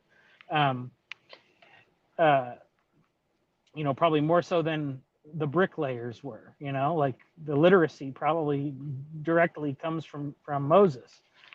So like then in a sense it's like, yeah, it makes sense like that the king would come from Benjamin or whatever, but Benjamin is David's referred, like a real Benjaminite because he's like a sling thrower. I don't know. He's like, there's all sorts of weird stuff. There's a sense in which that same idea, which is used of Israel, is used of Benjamin. So God says, I didn't choose you because you were the greatest of all the nations. I chose you because you were the least. Right? You were the least of all nations when I found you. So it kind of almost reveals that God is bragging. It's like if I pick someone who was good enough, you'd think it was because of you, but I picked someone who was so pathetic that it was very, very clear that this was my action, not yours. And when Saul is chosen to be king, he says, how could this be me? I come from the least of the tribes of Israel. Right? And if you're following in the narrative, this is what happens right before the beginning of Samuel, right? First Yeah. Samuel, where the king is going to be chosen pretty quickly. This is an aspect of it. But God is using the disobedience, just like he uses the disobedience of Samson to bring, like, part of this overarching thing for me is that people are doing things to go against God, and God has incorporated this in the story that it all will lead to his victory. There is no victory for man. We only as we line ourselves up with God. It's interesting too, like, because even in the story with Jacob and Joseph and all that, like with Benjamin, it's like, you know, like you understand why it's like a tragedy that Joseph is lost, because he was this, you know, he was the one that had the promise of, you know, all the competency, like he had all these things. Benjamin is like, he doesn't ever do anything, but then, you know, like Judah is like, no, I'll give my, you know, I'll pay the price for Benjamin's crimes, thinking that, you know, he really was guilty or whatever, because it's just like, my father loves Benjamin. And like, I think in a sense of like, he just loves him because he's his son, not because of anything he does. And, you know, that's kind of the position that like the tribe of Benjamin kind of plays in some sense too, that like they're the screw up in this sense, you know, they're the ones that have really dropped the ball. And even at the beginning, you know, like you said, like going back to chapter 1, Benjamin did not conquer the city of the Jebusites. They just sat there with them. They didn't do their job. It tells you there, right there in chapter 1, and then it comes around to the end of the book, and then, you know, it's like this whole mess. But God, well, in the redeeming, when Israel and Judah break, it specifically speaks of how the house of David continues to take care of Benjamin. Yeah. They take care of Benjamin, and David continues to take care of his enemy's family. Right? There's a kind of care that's redeeming these things, and we can even see, like, in some of the Sodom and Gomorrah stuff, it's like the brokenness of it. But in things like Ruth, it's someone with similar story aspects, but redeeming it, making it good, flipping it to make it right. Michael, is this satisfactory to you? As you were talking about wanting to see the narrative structure. Yeah. Okay. So Civil War breaks out. Yeah, I gotta go do real work, so I'm gonna go. I'll be listening, but I'll see. Okay, thanks for coming in, Michael. So Civil War breaks out, and I'm just trying to like follow a narrative thread here, small first before a larger narrative thread. Although, don't get me wrong, I think the point in a light in the darkness is well taken, right? So Sodom and Gomorrah will always give way to rebirth. Right. So the Civil War, and it's not just the Civil War, but when the Civil War breaks out, it seems like Benjamin is winning. It seems like the one who is at fault and is wrong is going to conquer them. Because there even is, I think, a little bit of the harrowing of hell here, where they present themselves as though Benjamin is going to conquer them. And it's as they move in for the final strike as though they are winning, that is their destruction. That is the breaking apart of them. Yeah, so they attack, and like, please jump me where I'm jumping where I'm missing the thread here. All right, tribes are take place. Okay, so I'm in 20 now. I'm just kind of looking through 20. Israelites went up to Bethel, asked God who should lead the charge against the Benjamites. The Lord said Judah should lead. So every time the Lord speaks, it's like a draw near. Okay, that's what I see, and I'm not ready to concede the implications of draw near. So they draw near multiple times. The Benjaminites attack. They slaughter a lot of folks. Let's retreat and lure them away from the city into the main roads. Got up from their places and took positions. Okay. So then 10,000 men, well-trained soldiers, all from Israel, made a full frontal attack against the battle's fierce. So again, the language on 34, I'm not convinced of the nature of warfare here, but what is clear, right, is that Benjamin, who looks like they're winning, right, the Lord, let's see, so annihilates, right, so 35. Yeah, there's a thwarting that takes place. Yeah, so he brings ruin to them, Right. So he brings ruin to them. Fair. Israelites retreated before Benjamin. They had confidence in the men that they had hid inside the ambush. Okay, the men hide. All right, so the men hiding in the ambush made a mad dash, or they attacked and put the sword to the entire city. Okay, so 36. Sword. Is it even 36? So then the Benjamins saw that they were defeated. The Israelites retreated before Benjamin because they had confidence in the men they had hid in ambush outside Gibeah. The men hiding made a mad dash. Okay, so yeah, 37. They attacked and put the sword to the entire city. They being the Israelites in this case, right? Yeah. Okay. So the men in the ambush rushed suddenly.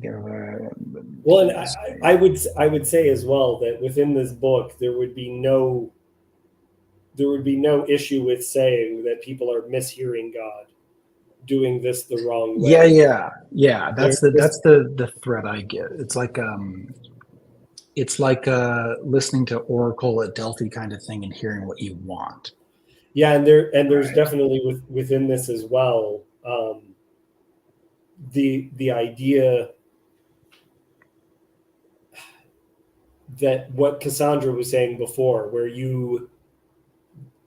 it seems to be justice gone too far. They do need to be punished to some extent because they won't give up the little part of them that was the problem, right? And this is going to, because of the pattern that we see here, this is repeatedly the pattern in Samuel. So we immediately meet a father, Eli, who has two sons who are wicked, and he won't act on the wickedness of his sons. He won't give them up. He won't do he won't punish them. And so because of that, punishment comes to the entire house of Eli, because he won't deal with this one little portion because he loves it so much. Saul himself makes a pledge and says, no exceptions. Whoever breaks this rule will die. His son breaks the rule. Saul does not do it. So he makes exception for his son again.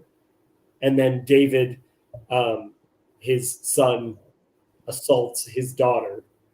And then makes exception for that son. Then another son rises up and murders that son in cold blood. And he makes exception for that son. So it's continuously this unwillingness to give up the one little bit. Well, and I also can't help but be resistant to simplifying the meaning of death. Okay, so I see a lot of this stuff as warnings as to, and which sometimes do in fact end up being taken physically. Yeah. But to the highest extent. But I get it's at every level. It's not just that. Yeah. So when there's when you're going against the Father's creation, right, and you're out of natural law, you're going to find death at every level. Yes. Right. Yeah. Even if that just means you're not producing life, like you're not continuing on. Right? Yeah. That's a kind of death as well. sometimes it comes in like an anti-natalism spirit. Yeah, Sometimes it's yeah. just like a tradition. Yeah. There's all Yeah, kinds of yeah, and you could depth describe that comes. people describe that as a genocide, right? Like there's people, there's there's ways that cultures die that people will now use the language of genocide to describe that, because it is a kind of removal, a kind of everything's gone. So the Lord defeats the Benjamin. He puts them to ruin. Yeah, Okay. There's a pillar of smoke yeah, that rises up from the city. Pillar of smoke, I don't think is arbitrary here, right? right. Like lightness, but pillar of smoke is happening instead of darkness and pillar of light, something like that. And then further, surrounded by chased them. The rest ran towards the wilderness and head toward the cliff of Rimmon, which is a Syrian god or Baal, right? Mm-hmm. Right. So, so part of what happens here, and I'm not sure exactly. So, the Lord's put you to ruin, and there's a scattering into the wilderness among Baal, right? There's something to that for sure. Right. Yeah, and these places are all lined up with specific gods, and the places that are labeled, there are other acts of disobedience that occur at these places. Right. And so even the place names, which we might read and be like, oh, that's good. It's just like, yeah, but that's where the tribes broke off from the rest of everyone else. Yeah, well, it gives you a sense into, so here's a spreading into chaos among other principalities, right? Right. And so here's these principalities that are known for these other particular attributes of some El worship, right? And so for me, again, Christian lens, it's like, yeah, of course, right? You've been put to ruin. You're spread throughout the wilderness, and you end up broken into these factions of powers and principalities, right? And that is chaos. That is a result of civil war. Like, of course, that happens. Now, from there, we've got what? We've got Benjaminites left who are being brought into the fold, but they're not sure how to from a flesh and blood perspective on whether or not to allow them to continue a lineage. Is that what we got here? Well, so the importance, and just so you know, for me, this is the whole book as a whole is, I think, bookended of stories of dismemberment. Yeah. Which is why I was really emphasizing what Cassandra was saying before, because the first story is a pagan king who is dismembered by Othniel or by Israel, but it's led by Othniel. And he says when he gets his thumbs and his big toes cut off, which is so dramatic, and he says, this is judgment from God, because 70 kings did I cut off the big toes and thumbs of. So when this horrible thing happens to him, he actually says, this is what I deserved. And then we are repeatedly getting this image over and over again of the people did what was evil in God's sight, evil in God's eyes, evil in God's eyes, evil in God's eyes. Then we meet Samson in the center of the book. And Samson says, she is good for me in my eyes. And Samson's eyes will be removed. Another story of dismemberment. And then we get to the end of the book, and the symbol of how bad it became in Israel is it's Sodom and Gomorrah bad. And the man takes the bride, the concubine, cuts her into 12 pieces, shows that to everyone. Everyone looks at it like it's the bronze serpent, and they say, this is the consequence of our sin. This leads the people to repent. And this is the first time in the book that Israel unites. First time they unite is after this tragedy. Then it says that they unite as though they are one man. And so that's why what Cassandra was saying about losing the one part, to me, it's we cannot lose the one part. We cannot be dismembered. We must be all together one thing. So there's a kind of orderliness that like everything's put in its right place, right? Yeah. And I would say that that's something like the kingdom of God, right? Versus a descent into chaos, which is like either a flattening or an inversion, depending on how you want to look at it. So that strikes me. Another thing that strikes me is something that Mathieu Peugeot had mentioned, which is something like David is the day before the night begins. Samson is the night before the day begins. Yeah. Right.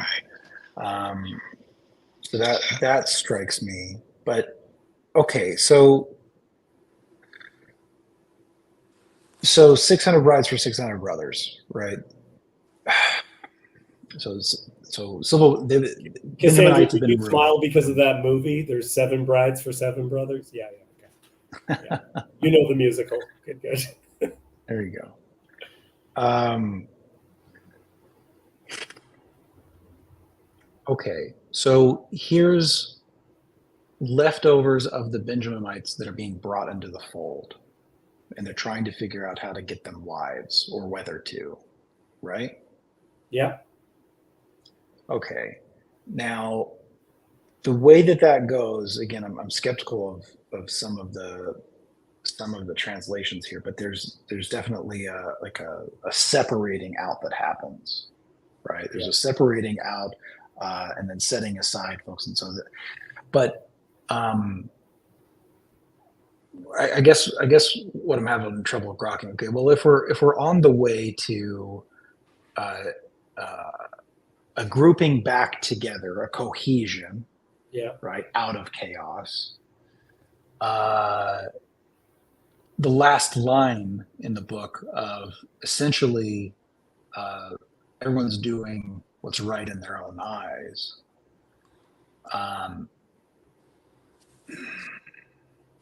That first strikes me as utter chaos. Yeah. Right. There's chaos. All of the seeds of redemption are there, but the purpose of the book, in my mind, is that you are supposed to read it as an epic tragedy. It's supposed to be like the end of the story of Samson himself, where more in his death. So it says in the end, like we think of him as like the greatest hero, where he's so heroic and he's destroying all these people and he's so strong and everything else. But it specifically goes out of its way to say more in, like, he destroyed more in his death than he ever did in his life. So then maybe this brides and brothers piece, right, is here's a messy union beginning to form, but it's still in chaos. And it will bring about Saul. It is going to do that. It's messy and it's terrible and everything else, but it is it is a tragedy, but it is a tragedy that we are seeing as how God uses his story. It's kind of melancholy, right? Because here are brides, here are marriages starting to happen. Right. And it was messy, and it's complicated, but union is good even in the midst of chaos, and that really is the seed. That's right. And it's like brides from battle, from war, right? That's the way they're kind of taken. So it's brutal, but its result is going to be a kind of life. And I don't even know necessarily how brutal it is. I mean, there's definitely a separation. There's definitely like an ethnocentric lines going, right? Like we don't want them in our circle, but part of what seems to happen is they're finding their own wives, right? They're kind of like figuring it out, and what it's not is a coercive assignment of brides. Well, that's right. So rather than like, here's these women for you, no, they kind of had to figure it out on their own. And so that's more okay rather than issuing out those women to them as post-war brides or something. Okay, yeah. I'm going to have to cut it soon. So, Cassandra, I'm going to give you the last word. But Kirk, you just kind of came in. Do you have anything you want to add or talk about? No, it was an interesting point, and I think it sort of goes into like the idea of you could say order out of chaos. Yeah. Like Jordan talks about, Jordan Peterson. I think that by narrative, the idea of order out of chaos is very powerful because um, human societies, I think there's a strong impulse toward order um, in the messy world we live in, and that we found throughout the Bible, but the Book of Judges especially. Yes, and so this is a rubric from which I understand things. Israel is a representative, a priest for humanity, right? I'm going to make you a nation of priests. And so as Israel fails, this is not a fail. This doesn't mean God's first plan failed. It means that Israel actually is a good representation of what human beings are like. So we're seeing Genesis play out again. Yes, exactly. So if God didn't incorporate this as part of his choosing process, then God wouldn't succeed. But he's going to succeed because Israel's failure is part of them being a representation of what human beings are like. That's a father's love thing, right? That's right. It's the permissiveness of I'm not going to coerce you and force you to do the right thing. Yes, and by the end of the Hebrew scriptures, God actually says that because of the way that you disobeyed, and I'm sending you into all the other nations, that's how I'm going to bring the other nations back in. So it's again, I'm going to use your disobedience.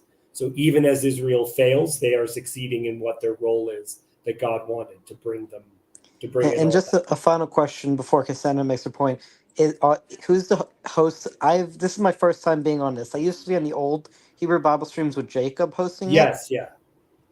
So Kirk, I host this every single Thursday at what is my 1 p.m. And I know. Yeah, I know it moved to Thursday. It's just Jacob used to host them on Saturdays, so it was a bit confusing. But yeah, and is anybody here Jewish or all Gentile or all Christian or no? Yeah, Cassandra, you're not Jewish, are you? No. Michael isn't Jewish either. No, he's an Orthodox Christian. I try to understand things as best as possible. Well, Kirk, we talked briefly before. Yeah, I try to understand myself as much as possible. You're like a Messianic Christian. Yes. And is Cassandra a Noahide or is she also a Christian? Christian.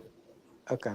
Yeah, but you are without a doubt welcome here, and Yosef is sometimes here. Hezi is always here in the comments. Jacob has come a couple of times. But at this point, my interest is in speaking about books which are in the Hebrew scriptures. That's what I'm most interested in talking about. And is it always going to? And is it like a canonical series? Like, are we going to Judges and then to the next book, or? So, because of the themes which we're hitting on, and because next week is the Feast of Weeks, I would like us to be speaking about, because of the season, continue speaking about Ruth. So, Cassandra, just so you know, what Christians sometimes call Pentecost, Shavuot for Jews, you read the book of Ruth. So we're going to be talking about Ruth next week. And it's going to be the same time? Yes, it will be.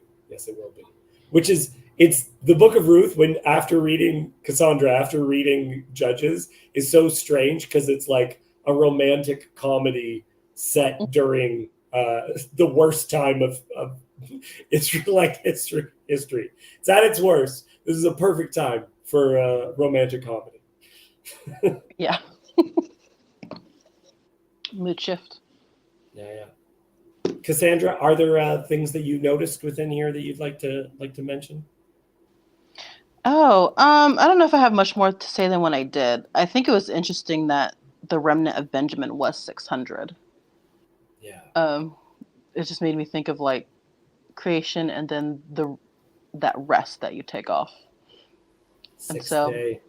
yeah. So maybe that was a sign that was just the remnant that would continue to grow. Yeah. It's good. Kirk, I know I said I'd give Cassandra the last word, but I want to make sure that if there's anything else with what we were talking about. No, that's about it. It is interesting.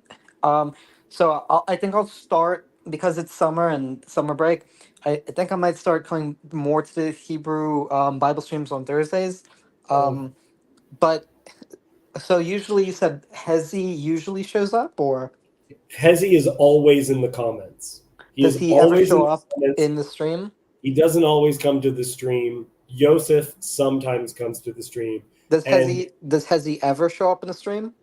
I think he's showed up once or twice. Yosef Okay, has so shown up a handful of times, and Jacob has showed up at least 2 or 3 times. Oftentimes, you just have to you speak ill of him often enough, and Jacob will appear. yeah, I mean I like the guy. He can be a bit assertive, but Yeah. So also, does this Hebrew Bible stream, do we ever go over Torah, or do we usually go over Nach, which is the prophets in the writings, or do it? What do you say? Yeah. So my interest right now is Jacob basically just told me he likes the cut of my jib, and I can lead whatever I want. And I would like to be doing what is sometimes called Deuteronomistic history. So afterwards, I think I would be interested in going into First Samuel.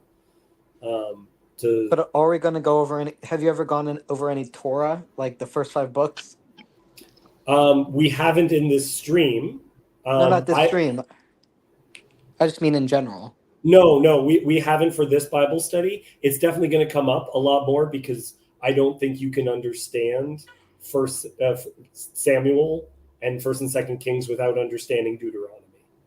So Okay, we're yeah. definitely going to be doing chapters of Deuteronomy in order to understand what's going on. But we're not going to get to like Genesis, Exodus, Leviticus, or Numbers. I love that stuff. I can do that all day long. But for right now, I think we're going to be going through this. I understand. And have you ever gone over like New Testament? We haven't. I've discussed the possibility of going through how the New Testament refers to some of these passages and whether or not they are, as Jacob has described, an absolute crime scene. I disagree with him, obviously, on that. But I think the New Testament is some of the earliest places for some of the Jewish traditions that don't get written down. For some of it's 200 years after the events of the New Testament. Our earliest writings of some of these Jewish traditions are in the New Testament. So we can see some midrash in the New Testament. Yeah. And what about, have you ever considered going over like the Dead Sea Scrolls? Like Yeah. That would be in connection with some of the New Testament connections. Because some of that I don't know much about the Dead Sea Scrolls. I know a little bit, but there's like the Book of Sirach, the Book of Ecclesiasticus. There's a couple of other books, and they do reference, sort of like what you're saying with the New Testament. They do reference midrash passages from like the Deuteronomistic Code, from the Torah, and from the Tanakh that were not, but it's not canon. Just like the New Testament is not canon for. But I do think it shows us how people were. But yeah, it does show us texts, how they were the interpretation. And yeah. I would be very interested in going into some of that stuff. And Kirk, if you want to, go ahead. I was going to say, how long have you been doing these studies, David? So I just started the Book of Judges. I can't remember when, but yeah, Judges was the first thing that we started doing. That I started doing with Jacob. I had a conversation with him about Jonah that was just basically me and Jacob and other people kind of came on, and maybe I'd like to break it down further. I'd like to, as we get to some of the feasts, there's traditionally books that are read at the feasts, and I would like to do Bible studies lined up with Are you those talking about feasts. the like Sukkot, Passover, and Yes. Shavuot? So Yes. those are like the three pilgrimage festivals. To Yes. my understanding, so Ruth is Shavuot. Shavuot is going Yeah. to be the book of Ruth.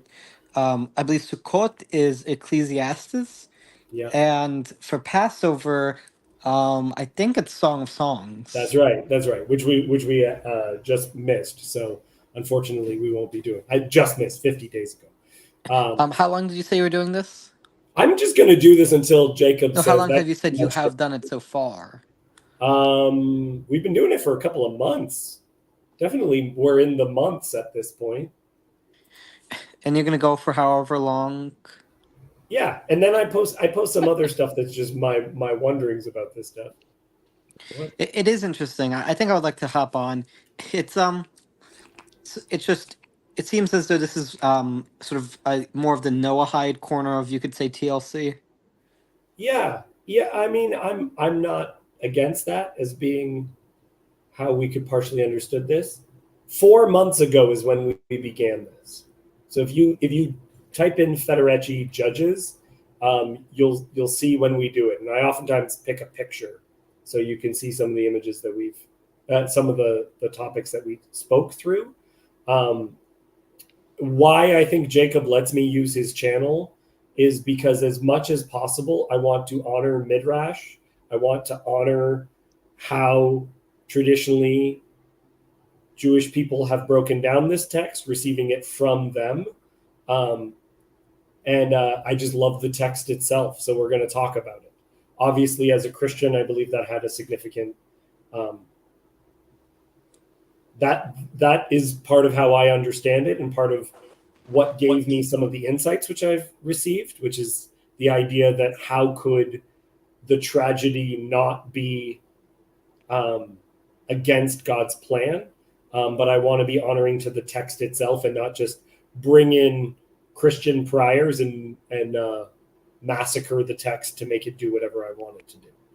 Yeah, and if I may ask, how long have you been part of TLC? Like, when did you start finding out about Jacob's channel in this sort of little corner? It was a couple years ago. I had a 4-hour discussion with him. And I was just like, well, that didn't seem to go very well. But then Jacob was like, that was one of my favorite interactions on my channel. I was like, okay. And so then I came back to him to have a conversations about Jonah. And then, yeah, so I've kind of been operating a lot more in the last 4 months since I've been started doing this. But I've been around. I had a conversation with other people, Chris Pacow. Yeah. Matthew Parlato.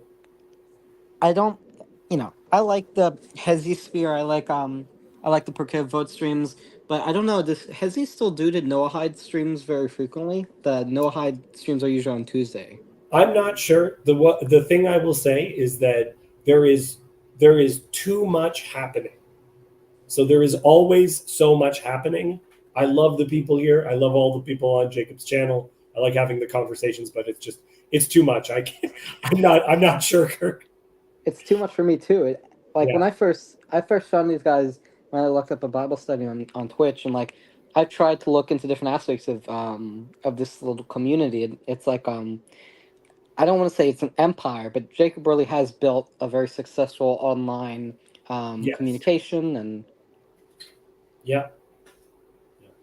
And tomorrow, just so people know, tomorrow, Grail Country, check it out. They're going to be doing a 24-hour stream.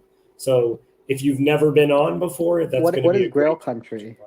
Grail Country is Christians, but Jacob shows up all the time. Hezi shows up all the time. Is it on Jacob's channel? No, it's on the channel is called Grail Country. It's Okay. mostly Orthodox Christians, but they are very welcoming to the Jewish people who are there, and they're good with people causing problems for them. So, yeah, come on, please come on. What time does it start? Just look up Grail Country, and it'll tell you it's already set when it's going to be. Okay. Yeah, if you type in Grail Country, it's going to be the first thing. Wow. 24 Okay. hours. 24-hour stream. For me, it starts at, I think, 3 tomorrow. Yeah, these guys are hardcore. Well, at certain times, Hezi's going to take over in Israel, and how else are you going to do it? I don't know. And what do they usually talk about on Grail Country? It's often often the concepts of God. It will be Is it usually particularly religion, or do they ever Orthodox. talk about like politics or current events or? Yeah, a little bit of everything, little bit. And like I said, Hezi always shows up. So like often shows up. So he's going to cause all the problems and bring up the points that you know and love him for. Yeah. Okay, I want to end this stream by reading again the last couple verses, and then we'll all sigh, and then we'll sign off. Okay. Cassandra, I need to hear your sigh. Okay. Okay. It's very important. And the people of Benjamin did so, and took their wives according to their number from the dancers whom they carried off. Then they went and returned to their inheritance and rebuilt the towns and lived in them. And the people of Israel departed from there at that time, every man to his tribe and family. And they went out from there, every man to his inheritance. In those days, there was no king in Israel. Everyone did what was right in his own eyes. Thanks, guys. Okay. Yeah. See you next week, or see you tomorrow. And I'll catch you guys next week, probably. Oh, yeah. Thanks, Bye. Bye, Cassandra.